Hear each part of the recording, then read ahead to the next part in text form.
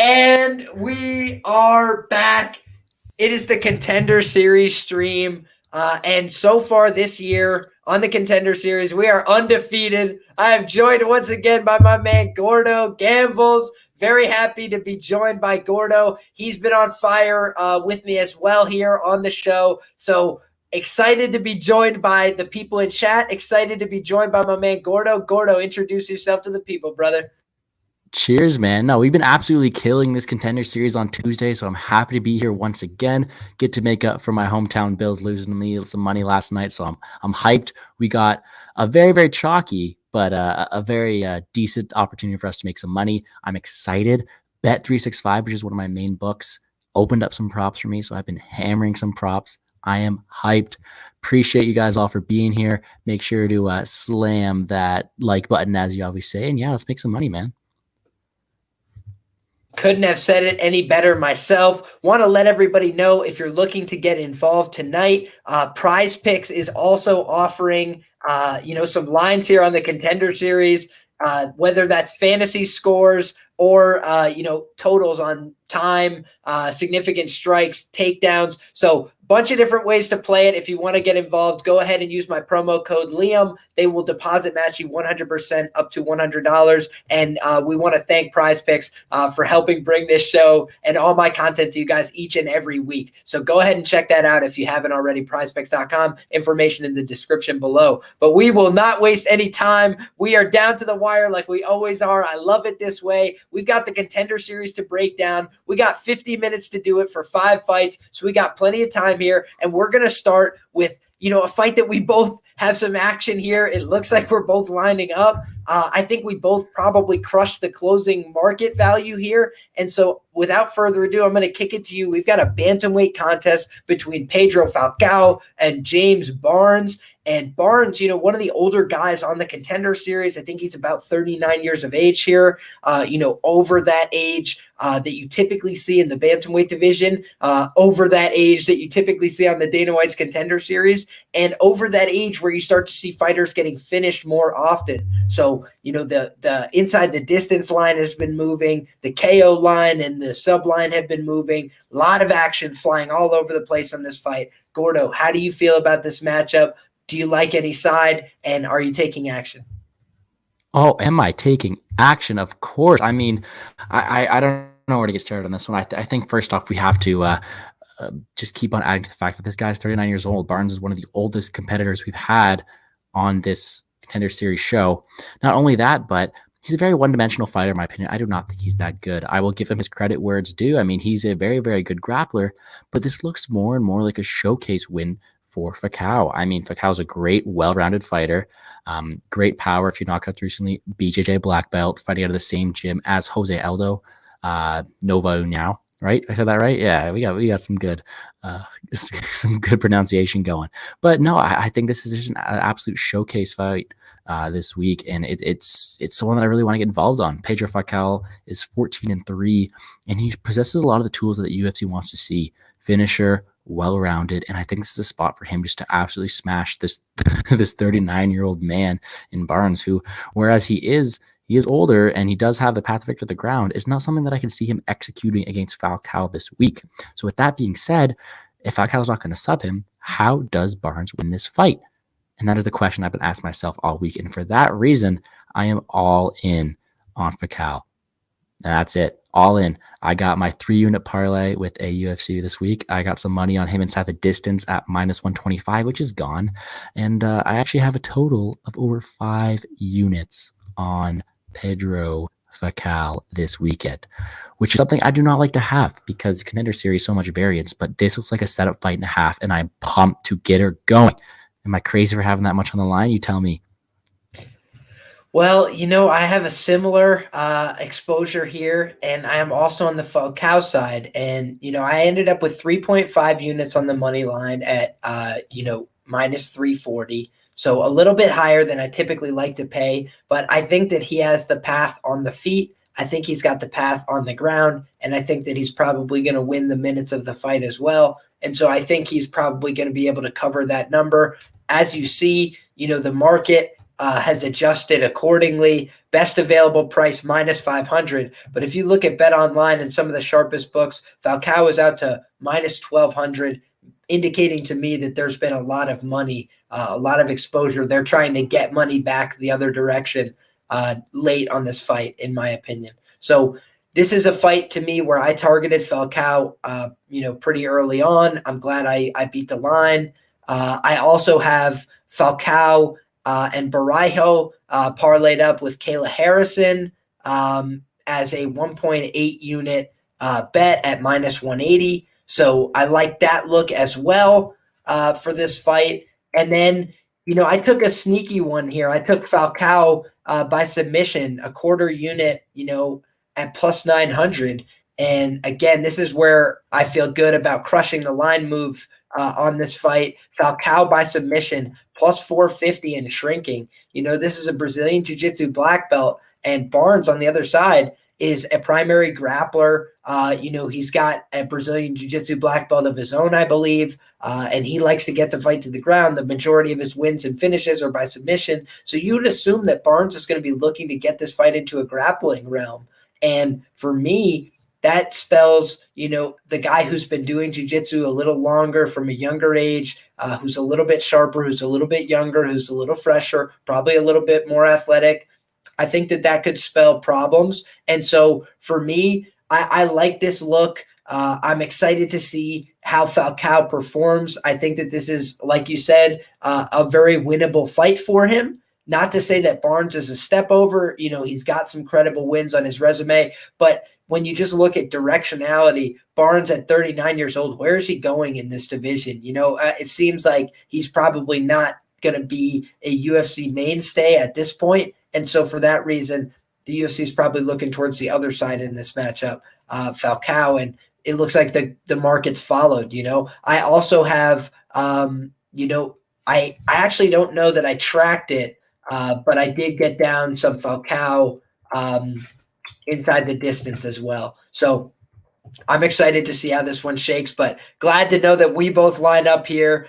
We got Grateful Dude in the chat, says, good luck tonight. Appreciate you, Grateful Dude. Big line movement. Yeah, you're seeing what I'm seeing, brother. Ton of line movement, especially late. And oftentimes, that late action is sharp because that's when the limits are at their highest. So you get to see the real money pour in. Interesting enough. But we can move along to the next fight here on the card. We've got Arman Petrosian and Kalev. I have barely watched tape on this fight. This is the fight that I know the least about on the card. Have a small bet down based on line movement only, but the line has continued to move against me. So what do I know? I'm interested to hear your take on this fight, Gordo. But we had Kolev open here as a massive favorite, and he's been bet down to a plus 140 underdog, pretty much across the market now. So interesting fight, man. I kick it to you with that setup, and interested to hear your opinion on this one. Yeah, I think that's the most important part to note here is we have someone who opened that big of a favorite. Is there something going on that we don't know? I don't know. I mean, let's break it down. We got Kolev 10-0. I mean, he's fought mostly some questionable opponents. I mean, guys with 0-4 records making their debuts, 3-4, 2-1. It's just a questionable level of competition. Hasn't fought since 2019 either. So 2-year layoff for him, mostly wrestling based. I mean, he has a bunch of first round finishes as well. And he's facing someone who's completely opposite. 5-1. Petrosian has had that high level of competition, except for his fighting style is a lot different. You have the classic, I'm not going to say grappler versus striker, but Arman definitely really, really wants to strike here. He's got a great Muay Thai background. Amazing stand-up here. And he's got all of his wins coming by finish here. So it's really, really tough to see. He has been the more active fighter and has fought the better level of competition. However, how I do see people betting on Arman as the plus 200, plus 150 underdog, it's tough for me to back him at this price tag because whereas he has shown a good get-up game, he has been controlling the ground a lot, and that looks like what Kolev wants to do. Fight started at 8 p.m. EST where we are. There you go. But no, it looks like one of the spots where we're really going to see where Kolev is. He's 10-0 against a lower level competition. I think that if this fight is to go his way, he's able to get those takedowns and impose his will. I mean, he looks like a really, really strong, powerful dude. And then on the feet, it looks like Petrosian is a very, very clean, crisp striker. So what I did was instead of picking a side, I took the under. I think this is a fight that does not go to decision. I think this is a fight that ends within the first couple of rounds because we have seen Kovalev have a struggle with his gas tank as well. Petrosian, none of his fights got to the scorecards. Two opposite styles of fights. It's one of those ones where I'm liking it not to go. I mean, if Kovalev's able to impose his ground and pound or land one of those hooks we've seen Petrosian finish before, then Petrosian's one of those guys who has that crisp striking who will be able to crack Kovalev. Kovalev's never fought someone as good as Petrosian, in my opinion. So instead of looking too much in the money line, I'm just going to stick with the under in this fight. Fair enough, my man. And I will also just say my man Tajik, that I was breaking down the card with Narco, was the one who shouted Kovalev by KO. Price has stayed the same. It's plus 225. Seems like his most likely path to victory. Certainly inside the distance, which I believe is plus 187 on Bet365. So, a couple different ways to play this if you want to target the Kovalev side, but you're worried about that gas tank issue. Now you can get him at plus 145 though on the money line. So at that point, what's the difference? But I think that I'm going to end up small here on Kovalev, not with a ton of confidence, but just going to stand against the market moving the line so significantly. And, if this continues to balloon up, maybe I add small, untracked. But I'm probably going to end up just holding what I have here and not going too crazy on this fight. This is a fight in that light heavyweight division. And while historically I pick fights very well in the light heavyweight division, I haven't done enough research on this one to really say with conviction. So I'll move to the next fight on the card here. And this is a fight where I've cashed on Kai Barajo before as an underdog, I believe it was. Now we see him jump out to this minus 900, minus 1,000, consensus favorite here. And that to me seems just a touch wide, but I do think that Kaio's going to roll here. I think he should be a massive favorite.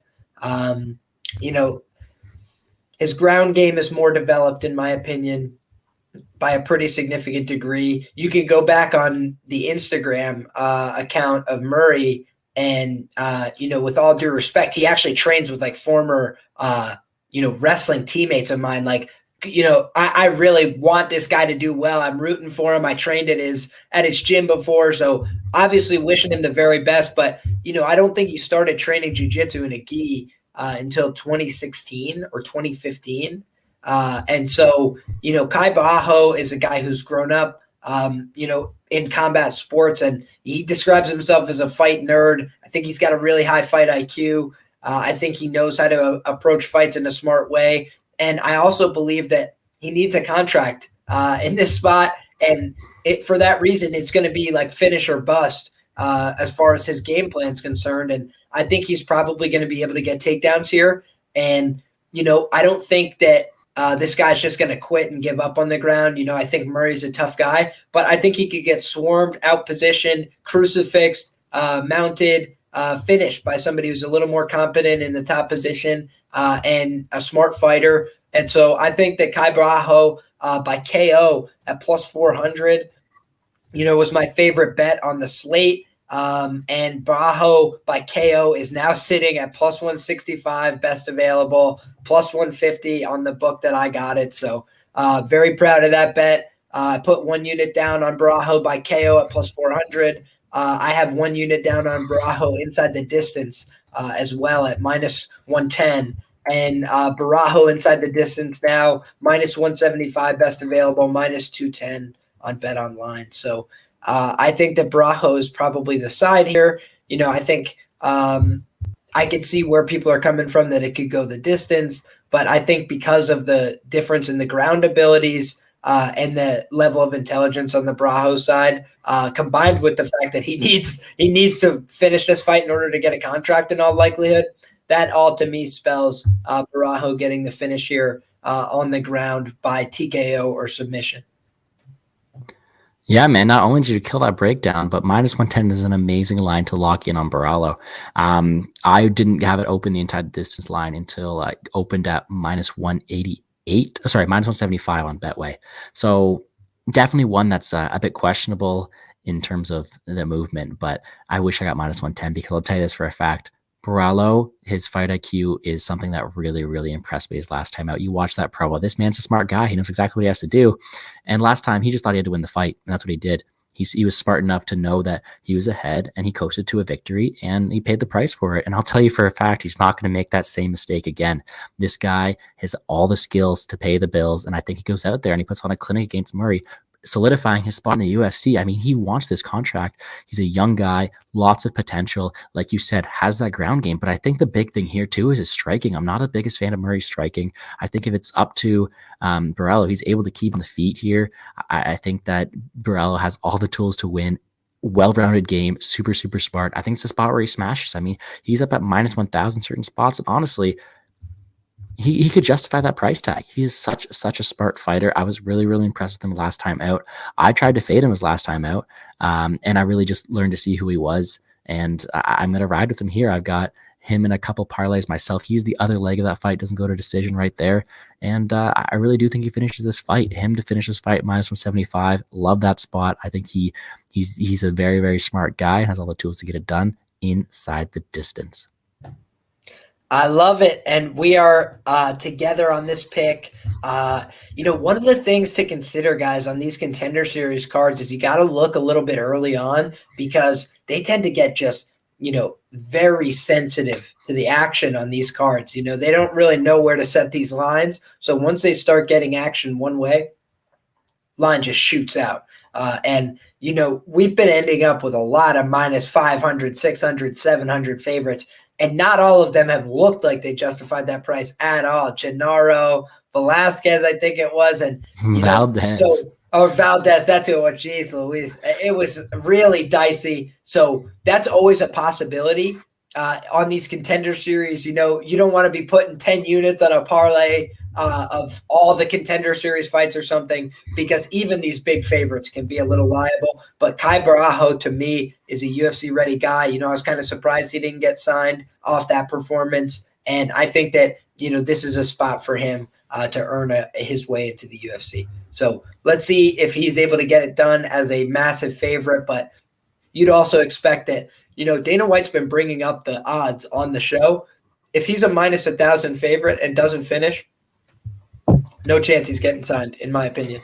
But let's see. Maybe if he 10-8s him every round, I'll eat my words. But we move to the next fight on the card. And, this is a fight that I did watch tape on. I got to some of it today. I could see why people like Rodriguez. She's obviously very aggressive. She hits with a decent amount of power. She's got that come forward style. She's pretty aggressive, like I said. But, I didn't really see that she's, this minus 500, level fighter, in my opinion. I felt like she was getting taken down at times. She was getting a little too close on her distance at times and giving up weird positions. I felt like her knowledge of the underhook game was a little lacking in some of her fights, and she put herself in compromised positions for no reason. I remember one time she got an overhook on one side and then went to punch on the other side and literally just gave up the easiest body lock takedown I've ever seen because she threw her arm over and the person was then behind her. So it was like, questionable decision making at times. And I don't like to see those things if somebody's minus 500, I think she opened up, I want to double check this and not speak out of turn here, but opened up around minus 300 and has been bet out to minus 500, minus 400 range across the market. And I think she's starting to tick, she ticked down at the beginning. That's what's interesting. There was early action the other way. And now the line has just been going up and up and up for her, all in one direction. And, for me, the line got a little wide. And so at plus 325, I took a shot on the Machado side. And now there's even better lines available. But just a small one. I ended up putting down 0.77 units on Valeska Machado. But the bet that I really liked in this spot was the fight to go to decision. I put 1 unit down at plus 150 that the fight goes to decision.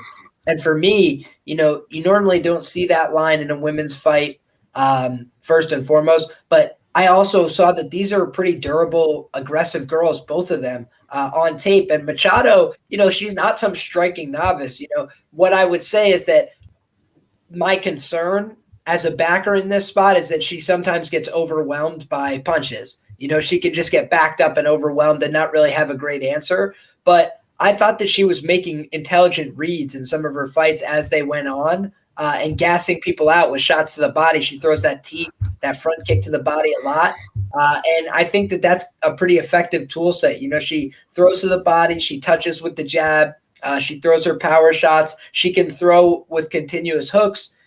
She spent herself looking for the finish in the fights that I was watching. And I really like all those qualities in a fighter. So I think that, the real value in this spot was Machado by decision at plus 700. Just seems absolutely absurd to me. So I put down 0.13 units to win a unit there. It's just, for me, easy bet. And if I lose it, I'm comfortable losing it as well. I just think that, what is she, 5-0 or something? I don't think she has this extensive background. She has one win over, credible opponent. So it's like, come on.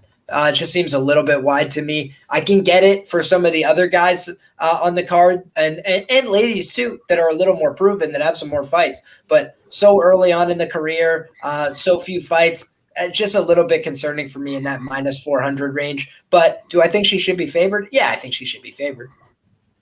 Exactly. I think if this was a pick'em fight, you got to lean with Rodriguez here.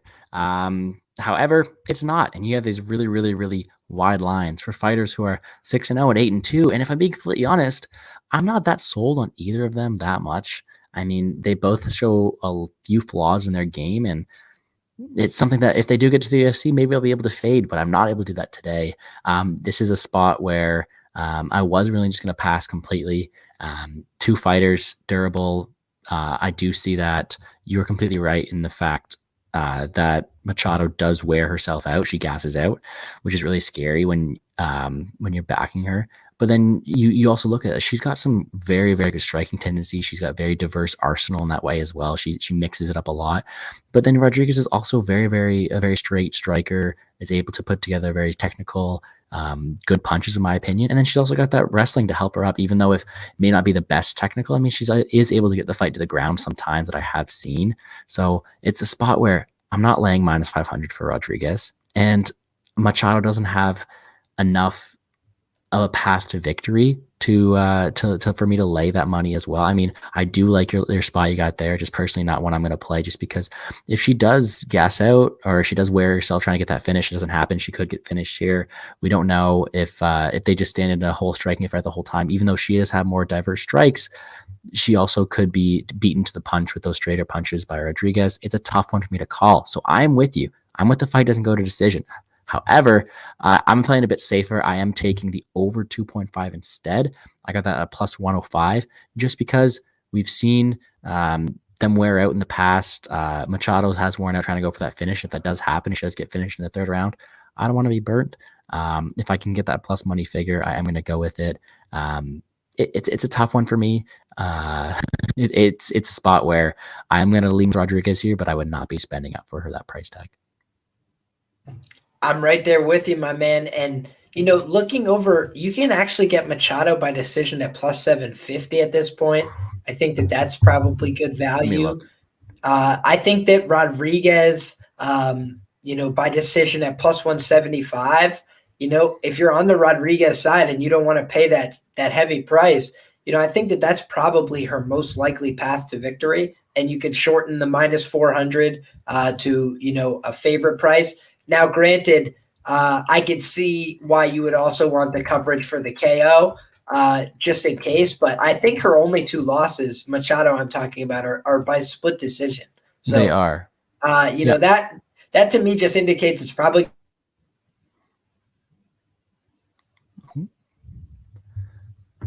Is that on my side? And we're back. Sorry about that. I think win, lose, or draw. If you're getting the the plus 300 underdog in a close fight, that she has a competitive path on the feet. I don't think she should be favored, but I think she's competitive there. and she throws volume, and she's not just going to stand there. And then she also is probably the one with potential grappling upside, in my opinion. So for me, it's just like a little absurd The re- at the plus the 300.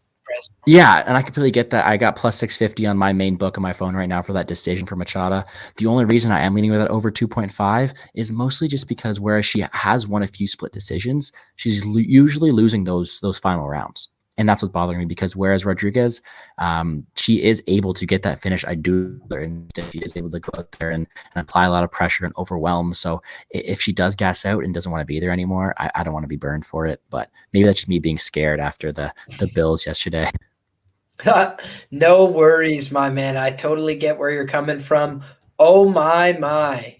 Wow. What happened? Yeah, that Johnny Parsons line is starting to come back in, Ooh, folks. is it? Yeah, it's back to plus 300 from plus 350 on Bet Online.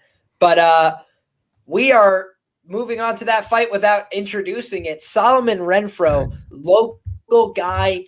To me, he trains. I got a shout out BFLO, Buffalo, New York. I was wearing this as an homage to my man Gordo. I know we went down with the ship, but there's always another day to rise again. And I will just say that, Solomon is a guy that I'm rooting for in his career, in his life. I want to see this guy do well.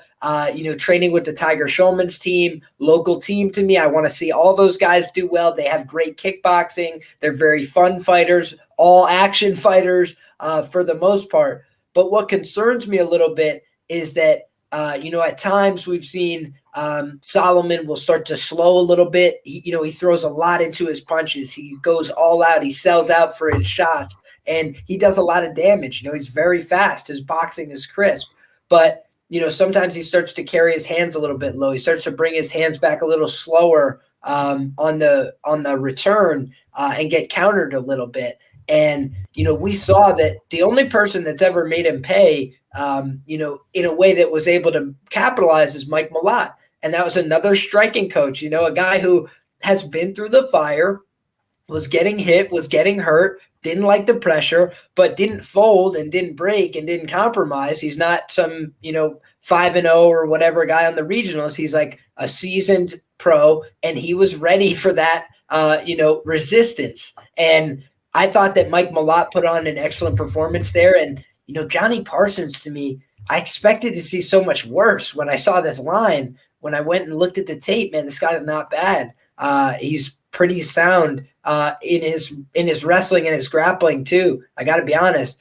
His control of the clinch is pretty dang good. He throws hard knees to the body. He throws pretty excellent punches, and he's hit and hurt guys, with shots. He can take over a fight. His leg kicks knock people off their feet routinely. I've seen him knock the same guy off his feet 3 times in a round. And he can do that with inside kicks, outside kicks. He kicks to the head. He kicks to the body. He bothers people with all of them. And, I think that this guy's got a real variety of tools. I went back and watched his old fights, his Tough Enough or whatever the heck those are, the old amateur level or whatever those are. And, man, even in those fights, demonstrating at the time, I think he hit like an overhook sweep and then ends up in the mount, controls the guy from the mount with double hooks. And I'm like, what? This guy's not bad.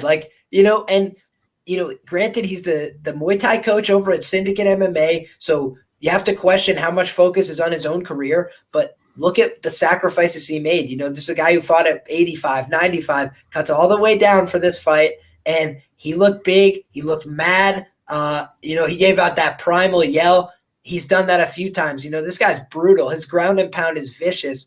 And I think it could only take one mistake here for Renfro. It could take Renfro slowing down over the course of the fight, and he could get caught here. And so while I think Renfro was the obvious play, if you got in at that minus 110 range, I think at minus 400 and everything else that he is now, I think that, Johnny Parsons is live to surprise people here. And, I think a lot of people are banking on the over. A lot of people are banking on the fight goes to decision. And I could see some of those things. But I think that's dangerous here. I think both these guys are capable of finishing.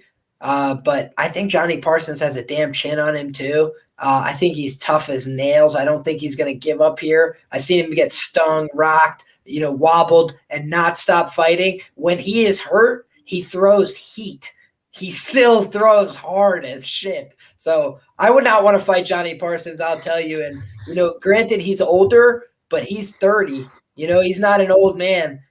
He is a prime athlete as far as I'm concerned, and, kind of making that transition from, hey, I'm just a coach and I'm just a striking guy to, I could really be one of the baddest dudes out here. And, at 24 years old, I think that there could be a vet lesson type situation on our hands here at that plus 330 price tag.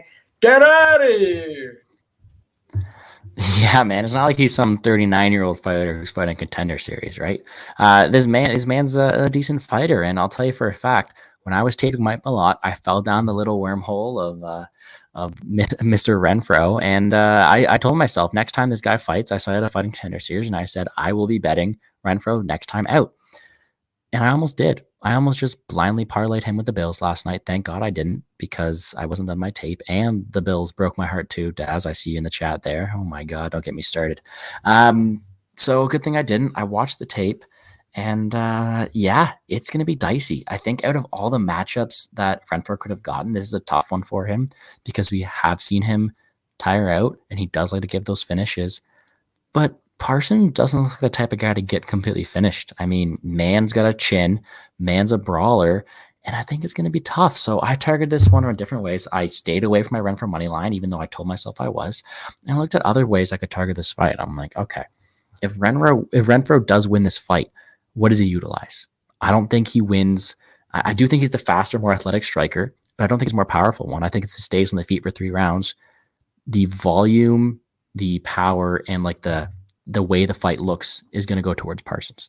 So I'm like, okay, if Renfro does utilize his ground game and he does wrestle and he does get into those clinch situations and he's able to go in there, he probably wins a decision more times than not. I mean, Renfro, hopefully, he wants this. I know he does. He's a smart guy. And I think he's going to go out there and try to use every single way he can to win this fight. So I have 2 plays in this fight. I have Renfro by decision at plus 375. And then I have Parsons to win in round 3. Parsons, even though he does get tired, he's got a chin. He won't be as susceptible to losing in that 3rd round as Renfro. Renfro does gas out, and that scares me. So plus 3,300 for Parsons to win in round 3. Sprinkle the quarter unit on that in case it does happen. And then I also have the over 1.5. I wasn't planning on betting this, but I do think that it's more likely that Renfro survives that long, and I don't think he's putting out Parsons. So if I'm banking on either guy to win in the decision or win in the 3rd round, it's almost an automatic bet. So technically I have full 2 units of exposure, or a full unit and a half of exposure on it, which I do not want, but I am going to be taking this fight to go longer than people expect it to. I know a lot of people, when they first saw Renfro out here, when they bet him down from minus 110 to minus 350 or whatever he is, they're expecting him to finish him early. Don't think that happens. I think it stays competitive, and I think that if you are holding that Renfro ticket, you are sweating those later rounds. Man, what was crazy to me too is that the line has actually moved against me on this spot. And, now I kind of get why, I've heard some sharp takes, but it really surprised me that Parsons to win inside the distance. Wow, man, it's up to plus 500. I'm going to be honest, I might have to add to that because I have a little bit of Parsons inside the distance, about a quarter unit at plus 300. And I have a quarter unit on Parsons. I know this is going to sound stupid, guys, and I wouldn't blame you if you get out of the chat at this point, but I want you to hear me out at least. I have Parsons by sub at plus 2,000. And, I'll just tell you that Parsons by sub was plus 2,200 on DraftKings and got bet down to plus 2,000 for whatever that's worth. But on top of it, we've seen that the only time Renfro was ever beaten, Mike Malott outstruck him for a brief portion of the fight and then submitted him, right? And why? Why did he do that? Because Mike Malot's a smart guy. He's got vet savvy, and he knew this guy is young. He's scrappy as hell. He is not unconscious, and he will get back up and try and fight me again, and he will still be dangerous. So instead of messing around with all that, he was like, I am jumping on his back because he turned and gave his back trying to stand and finishing this fight with a choke. When I went back and watched Parsons' old fights, the tough enoughs, the whatever, he was taking people's back. He wasn't the best back taker of all time, but this is a long time ago. And he was willing to take the back. He was aggressive. He was trying to get the chokes from there. He almost had a couple people. He tried to rip people's heads off even when he didn't have the choke. Like, he was aggressive from those positions, even looking for subs. And so we've seen that this guy can be beaten by this method. Plus 2,000, Parsons has shown that he's willing to look for it. And if he stings and hurts this guy who's 24, whose recoverability should be excellent, is Renfro going to go out? I don't think so. I think Renfro is probably going to be able to get back to his feet and continue fighting and continue defending himself unless Parsons submits him. Because I do think Renfro is too tough for his own good and will go to sleep like he did the last time. And so, man, I think Johnny Parsons by sub for just a poke, a small poke at the plus 2,000, I'm willing to take that. So, overall, man, I'm on Parsons money line pretty big here. Got over 2.5. I think a little over 2.5 units of exposure on Parsons money line between plus 265. I think it was. What did I get? Plus 260 for 1.5 units. 1 unit at plus 310, and probably got half a unit plus 330 untracked. So. Yeah, I'm pretty big on him here. That plus 500 one is kind of appealing. I mean, I got to stick with my gut here and say that it does go over, and I don't want to hedge out, so I'm going to stay off of it. But I mean, I do think both guys are tough. I do think both guys are more likely to finish than not, though, and that is the problem here. Is if Renfro goes up against anybody else who doesn't have this type of chin, he should win. So every single I just posted my plays on my Twitter, by the way, at Gordo Gambles. But every single week, I'll also put together a little greasy parlay just for some fun, not as much as the other units, maybe half a unit on it. But I'll have some Renfro on it. I'll be cheering for Renfro to win this fight. I do think he's the more exciting fighter in the UFC. I do think he's more of a, let's say, chance of stardom in the UFC. So I do like him as a fighter. I do hope he does well. But I mean, I would not be surprised if you're walking out here with like 10 units in your pocket and buying me something pretty because of the way that Parsons fights. It looks like he has the tools to win. I think he can get it done. But if he does get it done, let's hope it's in round 3 for me. Absolutely, sir. Salute your round 3 shot. I'm wishing you the best on that. And obviously, it's all of us good guys versus the bookie. So I wish you the best of luck with any plays that you got on the fight. We can't always line up on them, but always try to just be honest and share with people where we're coming from, why we got to where we got to, and how we're taking action. And, it's a lot different to get Renfro by decision at, whatever, plus 300, you said, plus 3 something, than playing him at minus 400 or something. So it's all about the line. It's all about the price. But yeah, man, speaking about greasy parlays, I want to kick us off by saying I got a $7 shot here. I'm always looking for my dogs, as you guys could tell by my mug. And what I put together was, Falcao, Kolev, Barajo, Machado, Parsons, and that's plus 460.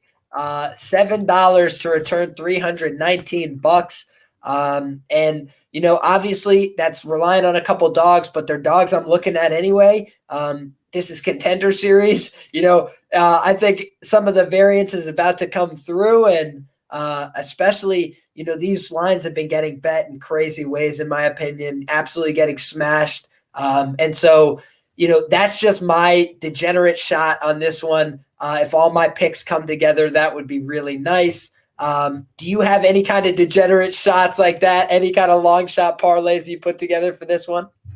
I was looking at it. I think I'm more going to stay towards. I do have a lot of untracked action. I think the two spots that I like best in this entire card are going to be Barallo inside the distance and Falcao inside the distance. So I do have a unit and a bit on those two together. I think anytime I'm going to make a parlay, those two are going to be included. You guys know me. I'm big into all sports. My what way is it? Yeah, my pens just went down. So I do have some parlays with some hockey teams, some basketball action. If you guys want to check me out there too. But if I was going to make a nice little Hail Mary parlay for today's card, you got to go inside the distance prop for Parsons, Falcao, and Barallo. I mean, those three are ones that I like to finish. And then you throw in that decision line that you said earlier. What was it? +5 something. So there's a lot of good options to get some juice. Sorry, get some good lines even on this juicy card. Throw in Kolev by inside the distance there as well. So many options here. Go Falco inside the distance, Kolev inside the distance, Barallo inside the distance, Machado decision, and Parsons inside the distance. I bet you could buy yourself a new car if you parlay that together. So it's a tough one. I'm liking the spots I have. So let's just hope we cash on some of them. Absolutely, brother. And yeah, as far as where I ended up the biggest tonight, my biggest bets of the night, Johnny Parsons money line. For better or worse, guys, it's either going to be, another Chad and Hellinger situation where I come to you with the double down guarantee and we end up hitting on the big +300 dog, or it's going to be a Chow Bittencourt where we go down with the double down on the 3-unit shot on the dog there. So I think that this is a pretty good spot. I like backing this coach versus, 24-year-old type situation. That just for me spells red flags everywhere. And so let's see how this fight plays. I'm super excited for this Contender Series card. I'm on Falcao. I'm on Machado. I'm on freaking who else? Parsons.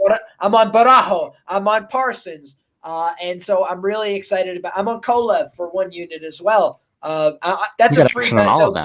Full disclosure, that's a free bet.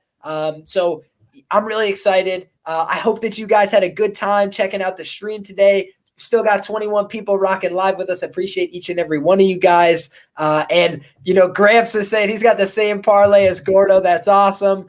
He says, let's kill it tonight. Appreciate you. Dan Goldstein, always a regular here. Good luck, lads. Let's shave the bookie's ass. Absolutely. Shout out my man, Uncle Wheezy. But we've got, time here for any questions if you've got them real quick. But if not, I'm going to kick it over to my man Gordo. He's going to tell you where you can find his work moving forward. And he is always blessing us by coming on the channel, dropping knowledge right before Contender Series. And so we appreciate you coming on every Tuesday to drop some knowledge for the people. Cheers to you, my brother.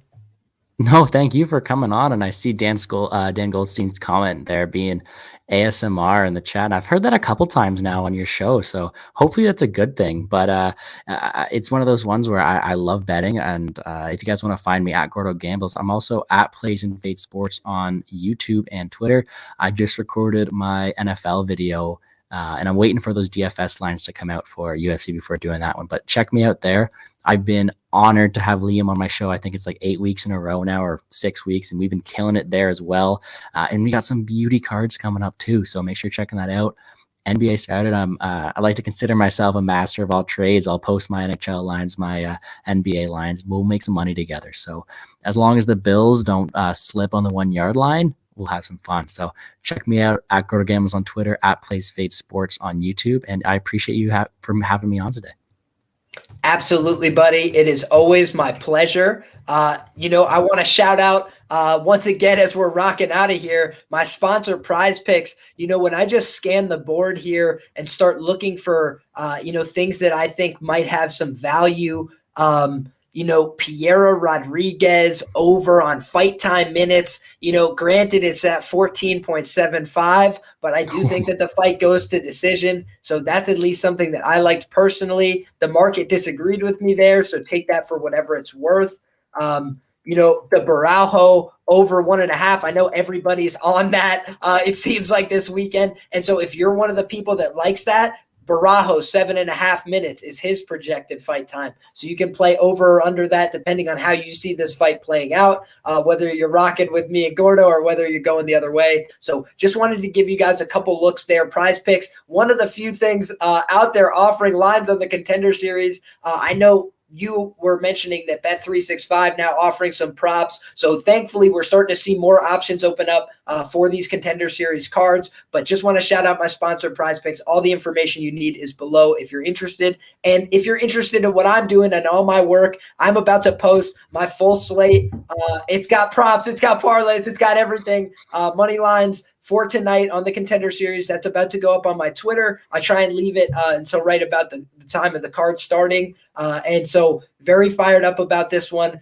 You can also find my writing. I'm going to be back to it, writing a main event preview this week for my friends at Roto Grinder Sports Betting. And you can also find my premium picks that I make for UFC cards. And, occasionally for a Bellator or whatever, if I have that kind of read for my friends at scoresandodds.com. And you can also check out, they have really interesting information, whether you're looking to bet on player props, anything like that, you can click through a menu of different odds, and it's really important information. It's like the best fight odds of all sports that I'm looking for. Now that I'm betting a little bit on my MLB with Gordo, now that I'm betting a little bit on my NHL and my NFL, all this stuff, just touching a little bit across the board. So shout out to all you guys who rocked with us for the entirety of the chat. Appreciate you guys. Wish you all the best of luck, whether you're riding with us or whether you're rolling against us this week. It's all love. It is all of us good guys like me and like Gordo and like you versus the bookies each and every week. So never met a bookie with a part-time job. Let's get a little bit back. Let's keep putting the pressure on these guys.